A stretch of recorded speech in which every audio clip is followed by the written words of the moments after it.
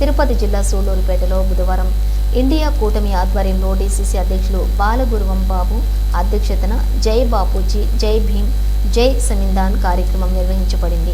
ఈ కార్యక్రమంలో ప్రధానమంత్రి నరేంద్ర మోదీ, హోంమంత్రి అమిత్ షాలపై తీవ్ర విమర్శలు చేయడం జరిగింది. బాలు గురువం బాబు మాట్లాడుతూ బీజేపీ పాలన దేశాన్ని తిరిగి పేదరికం వైపు నడిపిస్తుంది. పార్లమెంట్లో డాక్టర్ బిఆర్ అంబేద్కర్ను అవమానించిన తీరు అంగీకారానికి వీలు లేని దారిలో ఉంది. అంబేద్కర్కు క్షమాపణలు చెప్పే ఉద్దేశం లేకుండా ప్రవర్తిస్తున్న ఎన్డీఏ ప్రభుత్వం ప్రజల నమ్మకాన్ని నాశనం చేస్తుందని ఆరోపించారు. అంతేకాక తిరుమల తిరుపతి దేవస్థానంలో జరిగిన తొక్కిసలాట వంటి విషాద ఘటనలు చూస్తుంటే ఎన్డీఏ ప్రభుత్వ వైఫల్యాలను మరింత బహిర్గతమవుతున్నాయన్నారు. ఈ పరిస్థితుల్లో పేదలు, యువత భవిష్యత్తు ఎలా బాగుపడుతుంది?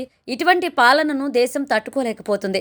ప్రజలు త్వరలోనే ఎన్డీఏ ప్రభుత్వానికి సమాధానం చెబుతారు అని ఆయన స్పష్టం చేశారు. ఈ కార్యక్రమంలో మానవాహారం చేపట్టి మోదీ డౌన్ డౌన్ అంటూ నినాదాలు చేశారు. అనంతరం అంబేద్కర్ విగ్రహానికి పూలమాలలు వేసి సేవలను స్మరించుకున్నారు. ఈ కార్యక్రమంలో జిల్లా ఉపాధ్యక్షుడు తుమ్మా దేవదానం, జిల్లా బీసీసీఎల్ అధ్యక్షుడు ఖలీల్, గురుమూర్తి, మురళీ, నియోజకవర్గ ఇన్ఛార్జ్ వెంకటాచలం, మండల అధ్యక్షుడు బి రాజారెడ్డి, పట్టణాధ్యక్షుడు కొలను సునీల్ రెడ్డి పాల్గొన్నారు.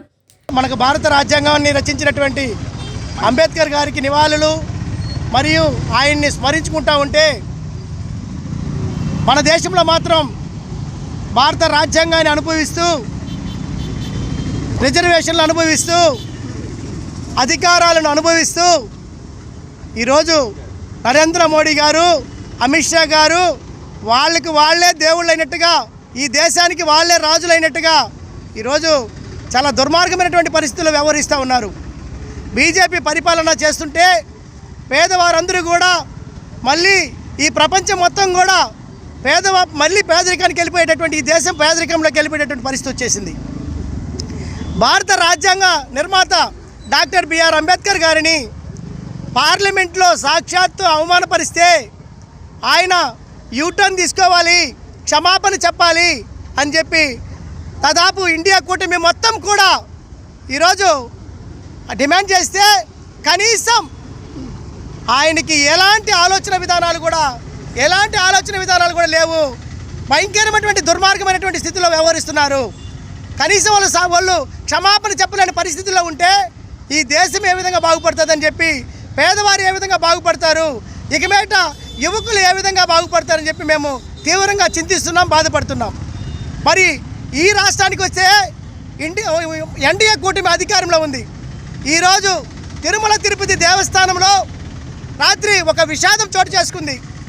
ఈ యొక్క రక్షణ కల్పించలేక హోంమంత్రి గారు కావచ్చు, ముఖ్యమంత్రులు కావచ్చు, పోలీసు వ్యవస్థ కావచ్చు, వీళ్ళ యొక్క వైఫల్యం వల్ల నిన్న జరిగినటువంటి ఈరోజు తిరుమల తిరుపతి దేవస్థానము పుణ్యక్షేత్రాన్ని చూడడానికి, దర్శించుకోవడానికి వెళ్ళినటువంటి ఈ యొక్క భక్తులందరూ కూడా తొక్కిసలాటలో నలిగిపోయి 6 మంది చనిపోవడం జరిగింది. 40 మంది ఆసుపత్రిలో చికిత్స పొందుతున్నారు. ఇది ఎంత బాధాకరమైన విషయం.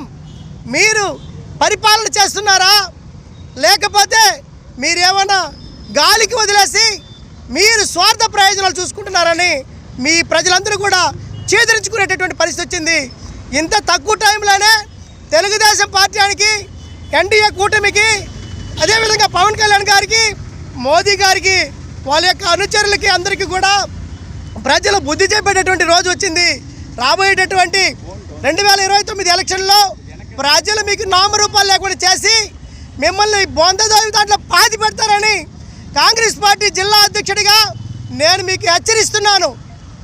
ఇది మాత్రమే కాదు, ఇక మీదట తప్పనిసరిగా మీరు చేసినటువంటి అన్ని అక్రమాలపైన రాహుల్ గాంధీ గారి నాయకత్వంలో ఈ దేశవ్యాప్తంగా, అది మాత్రమే కాదు ఈ రాష్ట్రంలో షర్మిలమ్మ గారి నాయకత్వంలో ఈ రాష్ట్ర వ్యాప్తంగా ఎక్కడ తప్పు జరిగినా, ఎక్కడ అన్యాయం జరిగినా, ఎక్కడ మోసం జరిగినా మేము తీవ్రంగా అడ్డుకుంటాము, దానిపైన పోరాటం చేస్తామని తెలియజేసుకుంటూ ముగించుకుంటున్నాను. Thank you.